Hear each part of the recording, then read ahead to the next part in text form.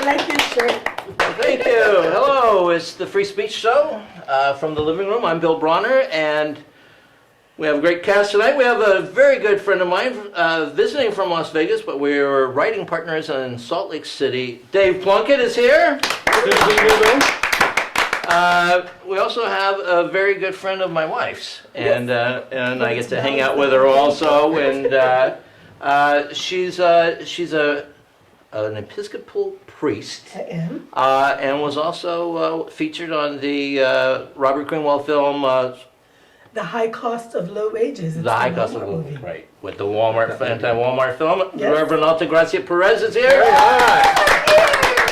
Laurie Buckley, who is a radio personality on WIRN Online Monday through Friday from 11 to 1 a.m. And you can find that and 11 a.m. to 1. Yeah, it's been so much 13 hours. Yeah. She goes on.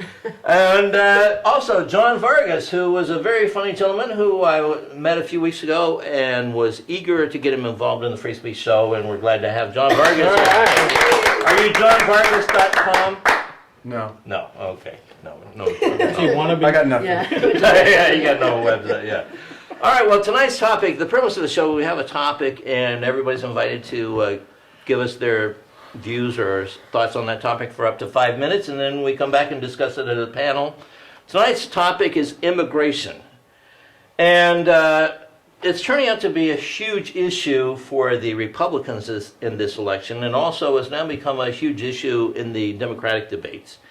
And one thing that we always talk about, we have this immigration problem, and the rich people say, well, it's because these people are coming to take jobs that Americans won't do.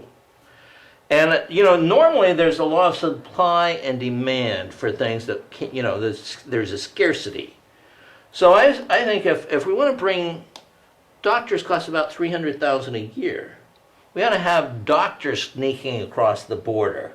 Because there's a shortage of doctors. There's not a shortage of farm workers when it pays $7 an hour. There's a shortage of corporate executives. When this guy from Countrywide Savings and Loan makes $37 million last year, maybe we could get a real estate guy from Mexico to come in and do it for $80,000 a year or something like that. So I don't believe this is, it's a job that Americans won't do. It's a job that Americans go, you got to be kidding. I'm going to be picking up your garbage and cleaning that restroom for $7 an hour? Call me when you're real. That's right. But it's $8. Yeah, no, what? Yeah. Where's the camera? Where's the camera? So we have a problem. We have about 25 million people here, is the estimate of people who are undocumented workers. And the real problem, and on right-wing talk radio, this anti-immigration, build the wall on the border, these scumbags are coming, invading our country, running up our medical costs, invading our schools, trying to marry our daughters. No, we're not going to marry. That's your job. Trying to impregnate our daughters. Go ahead, try. You get the marriage. But I mean, it's a staple of right-wing radio. But yet, no one really wants to point at what the problem was, which to me is not people that need money and want to work. That's not the problem. The problem is the people that employ them.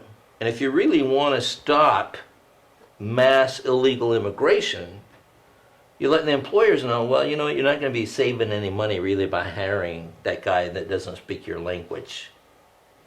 And there's not going to be an incentive for you because we're going to charge you the fine, which I believe that the federal fine is up to $1,000 a day per illegal immigrant that you can be fined as an employer.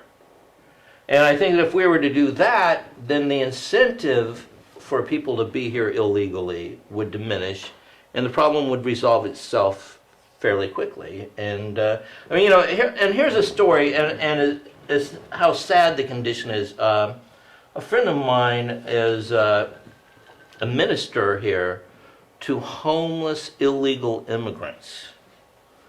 And first of all, why do they need a church? I mean, it's like they're hiding. They've snuck in here, and now they want a church, but they're out of work. They don't have a home.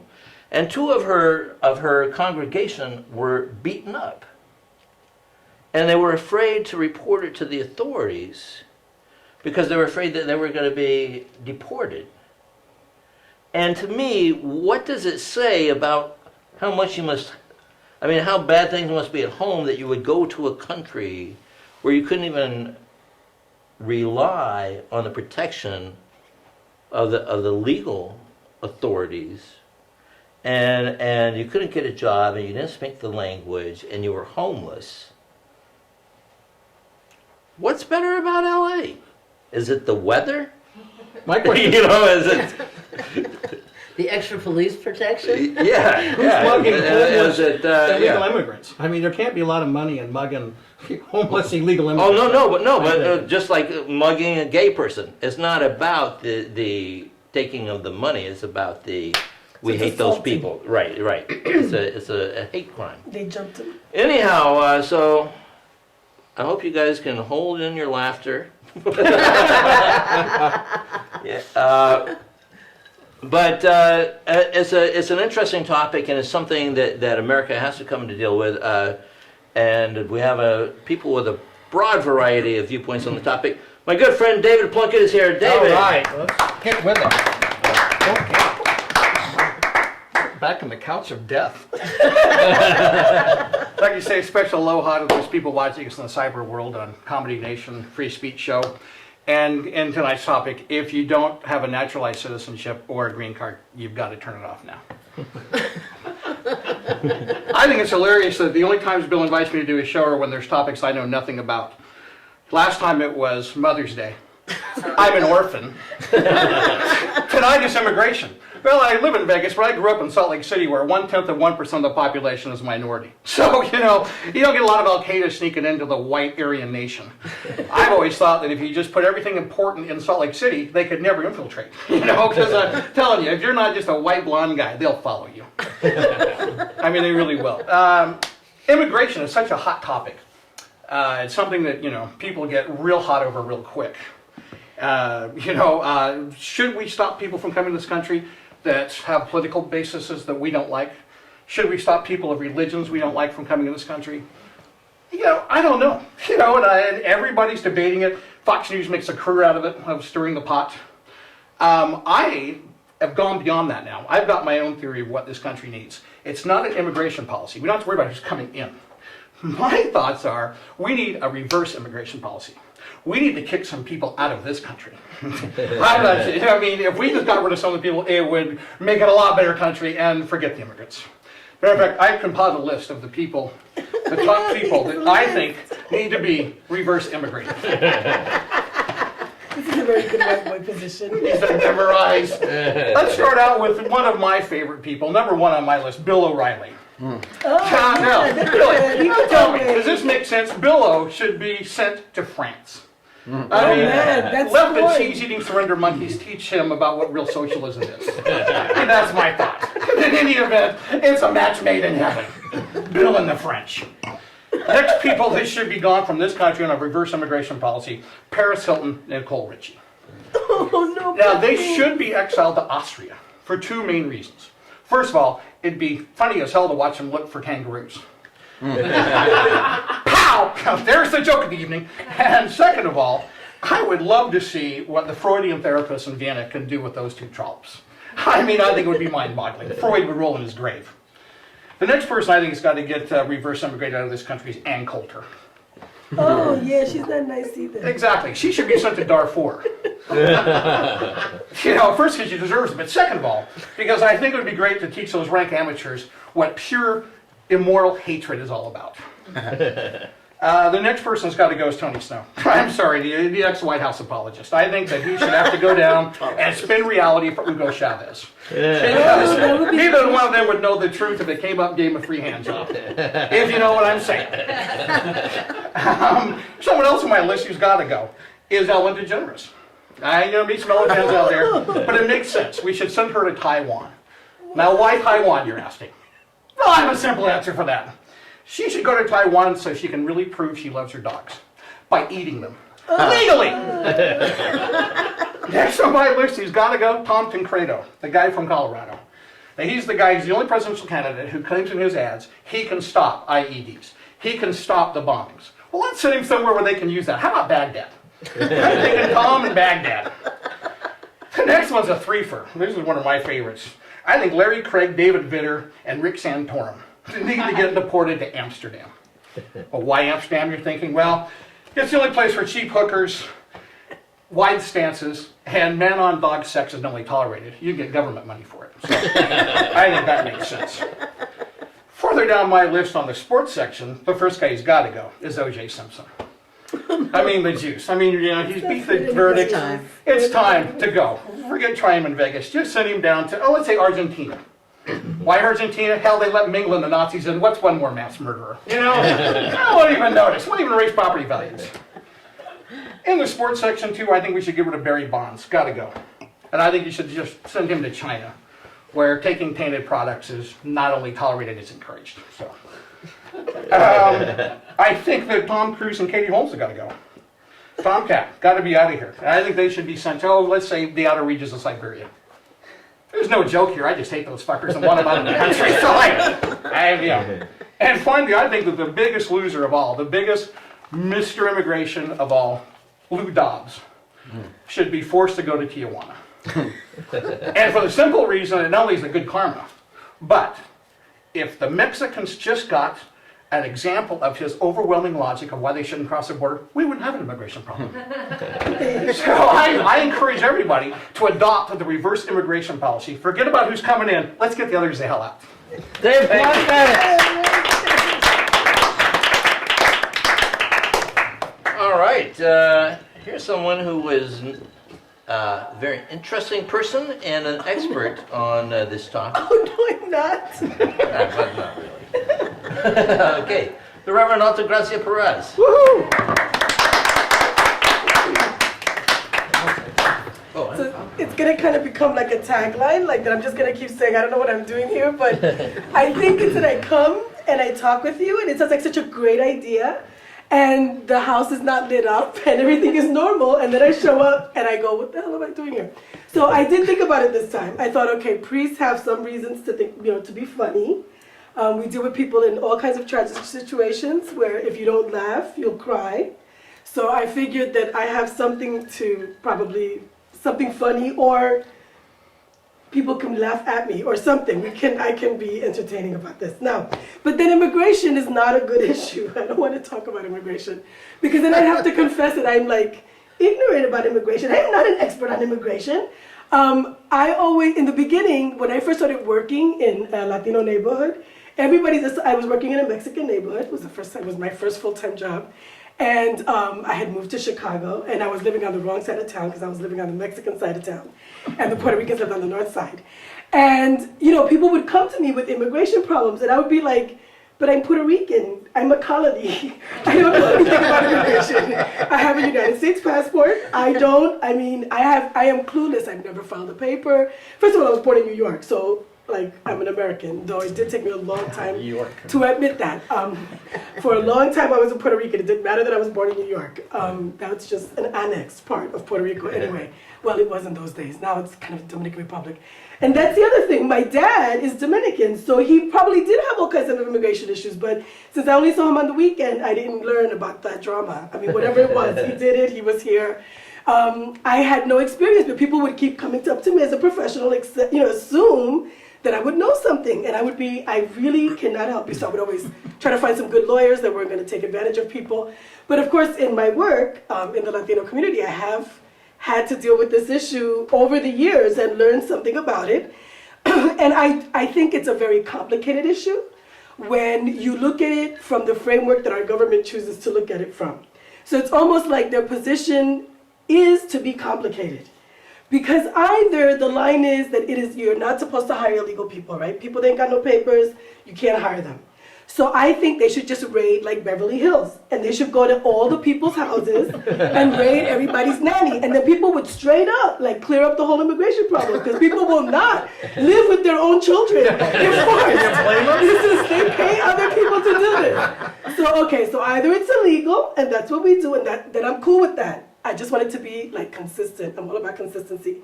And if that's not okay, then it has to be, unfortunately, I found this out and it was very depressing to me, that corporations are considered like individuals in the United States. So even though it's a company and it's not a person, it has all the rights of personhood. So my thing is, if they don't want people to cross the lines coming this way, then corporations can't cross the line going that way. And as long as we're consistent, I'm cool with that, right? So they're not allowed to go to invade other countries and take over all their crops and make them only raise one thing that nobody can live off of, but that we Americans want to have 24, all year, all the time, whatever. And then they can kind of live their life and develop their own economy and not be trying to cater to us. And then we would stay here and they would stay there, and that would work. But no, corporations, it's okay for corporations. This is like capitalism at its best. I'm thinking, well, so is having a group of people that are oppressed that you can manipulate to maintain your market. That's also capitalism. And I say that from the pulpit, and people like freak out, and I'm like, economics 101, don't you remember? It's required for the system that there be a group of people that cannot be employed, that are underemployed. It's part of the way the system works. So fuck it. Either we stop being capitalists, and then we won't have to maintain that class, and then we won't have bad immigration policies and bad, not living wages and all that stuff. Or we do have a problem, and we need to change the economic system, and we need to realize we're dealing with people, and people have dreams, and we need to stop selling our drama like it's so wonderful, and everybody wants to come over here because everybody thinks we're living, I don't know, some Baywatch shit. Or I don't know. I know when I go to Mexico, like a few times I've gone for my girlfriend's weddings and stuff, like you turn on the TV and the Baywatch, I'm like, damn, they're still watching Baywatch. This is not good. So I just think that we just have to be consistent in our immigration policy. We clearly need some sort of renewal process, which apparently neither the Republicans or the Democrats are ready to do. Like the driver license thing. No brainer. They're fucking driving a car. I don't care where they live. I don't care where their papers are from. Give them the fucking license. Anyway, I'm okay. So, I just want consistency. As long as we keep the rules the same, I'm cool with that. Whatever the rules are, we gotta be consistent. So that's what I think about immigration. Alta Gracia-Perez. I'm a number one now. Well, I never thought of that. That maybe we just need to change television so that, like, instead of the friends living in some huge Manhattan apartment, they're living like in a closet. Where it's real life. And where am I going to get my rent money this month? And what the fuck? A parking ticket. $85?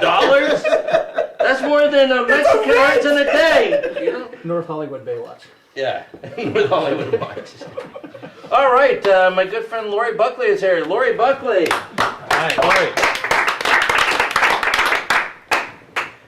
Immigration is very dear to my heart. And I will say right now, before I even get started, that I love immigrants. I'm only second generation American, and it's this democracy and immigration, we're so related, it's so connected. I like early democracy where people didn't like, they were the throwaway people from England, get on that ship, we'll send you over like rats on the seashore. If you make it, you make it. If you don't, you don't. And these were the prisoners and all kinds of troubled people that came over, much like anybody looking for a better space. My grandfather got tired of giving his money to the church. He had to clean the corrals around his father's racetrack, and it pissed him off. He got tired of church worshiping and got tired of cleaning corrals. So he decided to get on a ship as a stowaway and come to America. Now, they didn't have any of this paperwork and stuff like that, but he went on to meet a really cool chick named Annie Laurie, and she'd come from England. Her family come over, floated over on the ships, and they were there to make their way.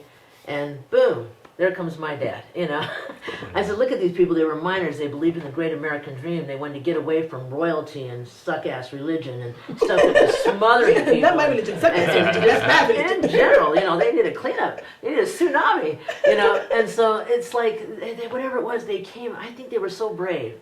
My grandmother from Finland, the youngest and the feistiest of about 8 kids, floated over, took her a week, came to America, knew nobody, spoke only Finnish, worked for the Jewish people that gave her one day off a month, whether she needed it or not. and she didn't believe in marrying beyond her station. There was this whole class thing going on, but she struggled. She was so proud of her citizenship.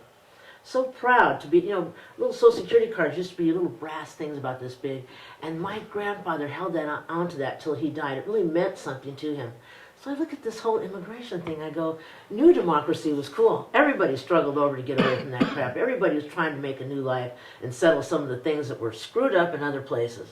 So here we are, only 200 years old. And we're getting fat. See, this is the problem. We're getting too fat, we got too much toys, and we see these people coming over that may in our DNA have radiated someone from the past. Ooh, that looks like Grandpa Moses. And when he struggled, and I hated that poverty. Like Groucho Marx bought his kid one dress a year, what a spender, because he suffered during the Depression. So they see these people coming and they don't want to, it reminds them of something evil instead of thinking, we're fat. We're fat cats, we got some problems. But these people come over here to make a better living. 73 nationalities cross our borders, and everybody scraps with the Chicanos. Get off me. People come because we painted a dream, and we probably ruined their politics in another area of the world because that's kind of what we do. We never go there for a good reason. So they're coming back to Daddy to say, take care of us, or I want to make my way. And what if we'd said it to Tesla? We'd have been stuck with Edison. We wouldn't have had long distance power. We wouldn't be able to let Westinghouse buy all of his, copyrights when he died penniless, but here was an immigrant who found his way, who contributed. Because why? Because we're all friggin' immigrants.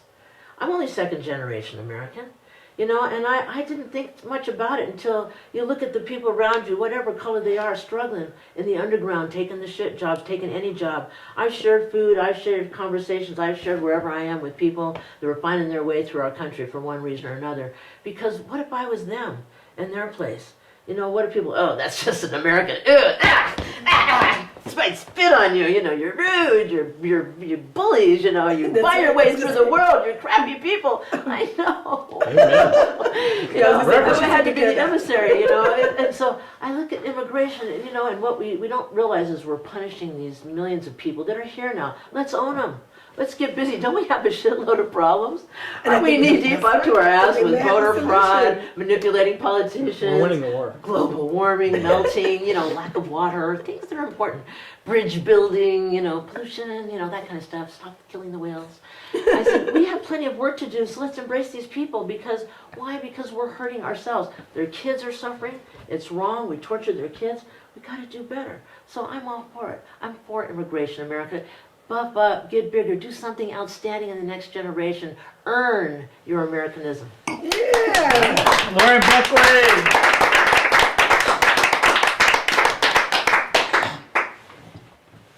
Well, as you mentioned, I think that when you grow up, say, in a little village in the hills of the Dominican Republic or whatever, and your ambition there is to own a mule, and you go, or I could maybe move to the United States and get like a Chevy, like a truck. Marry a mule. Yeah.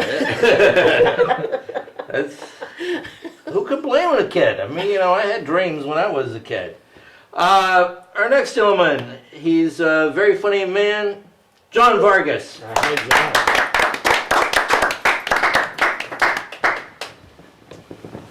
Well, being a comic and being Mexican, I'm always asked by other white comics how I feel about this.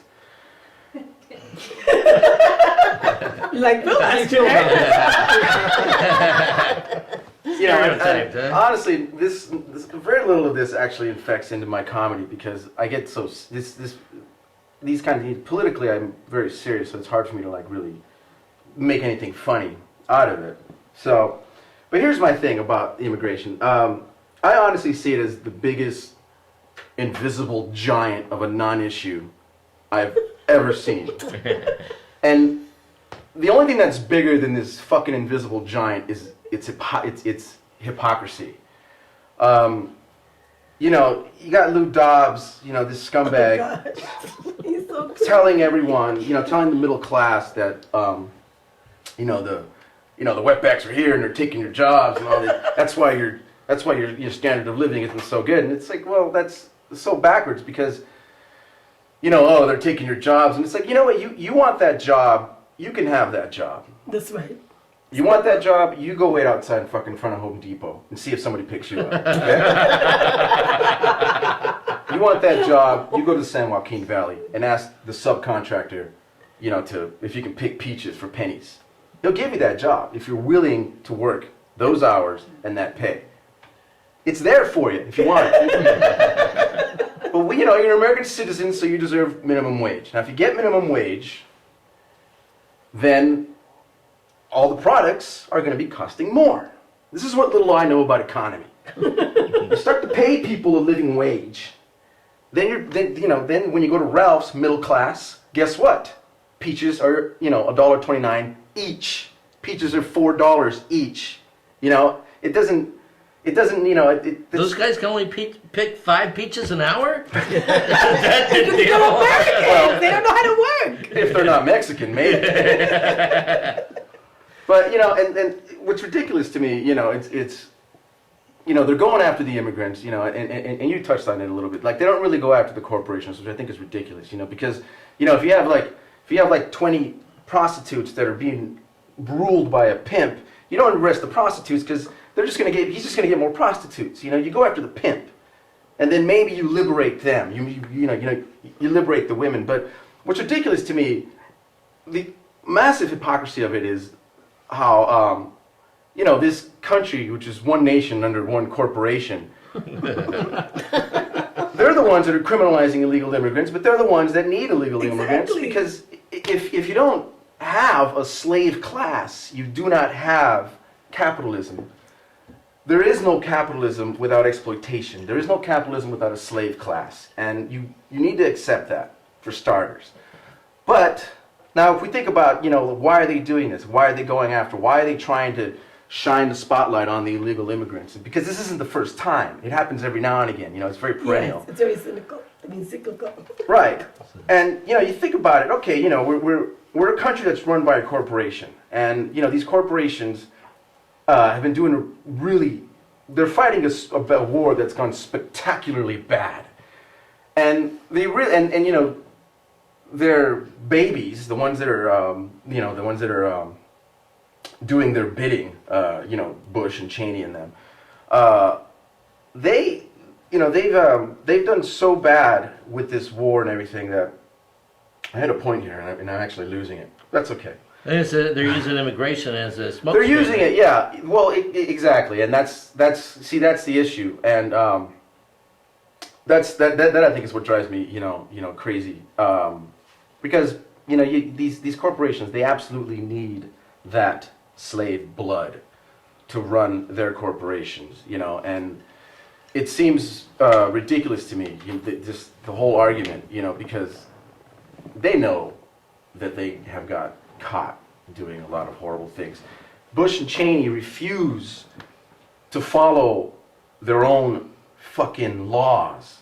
They refuse to follow the laws of their forefathers, that they put their hand on their Bible, that they said that they would uphold the Constitution. They refuse to follow that law, and yet they expect the rest of us to follow their laws that they pick, which is so insane to me.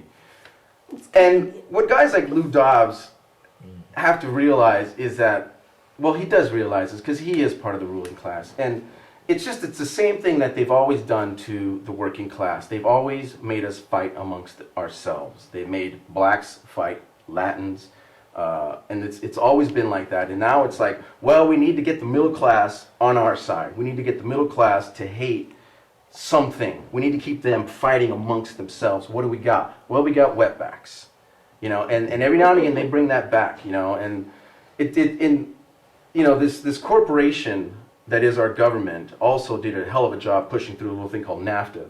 Oh yeah. That has summarily created an underclass of Mexicans. I think the number is about 15 million that were corn farmers that can no longer grow corn because they drove the price down so low. So now they've created a whole new class of people. Where the hell are they going to go? Because Mexico's not going to take care of them. That's, you know, and maybe we did make ourselves look too great. I live in this country, and I have a job and I get paid okay, but you know what, man? It ain't that fucking great here. I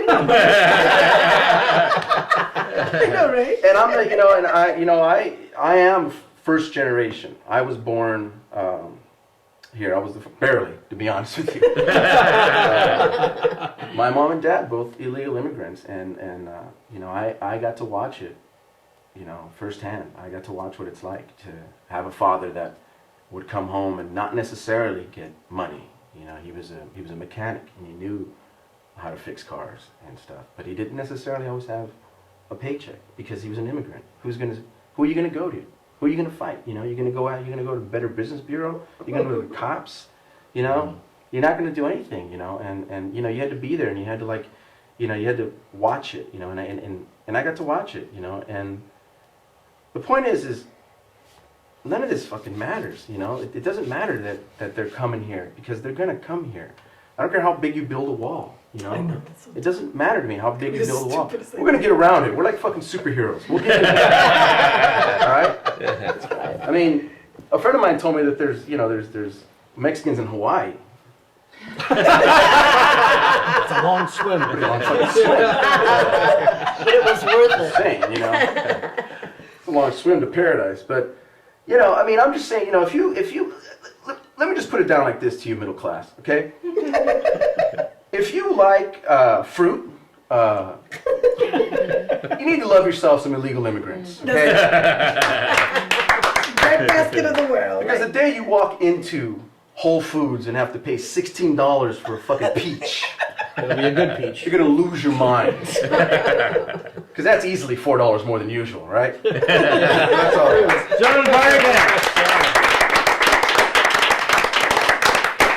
All right, we're going to take a brief break, rearrange our furniture and our equipment, and come back and have our panel discussion. So if you're viewing at home, click over to the next button, and we'll be there. Good job, everyone. All right.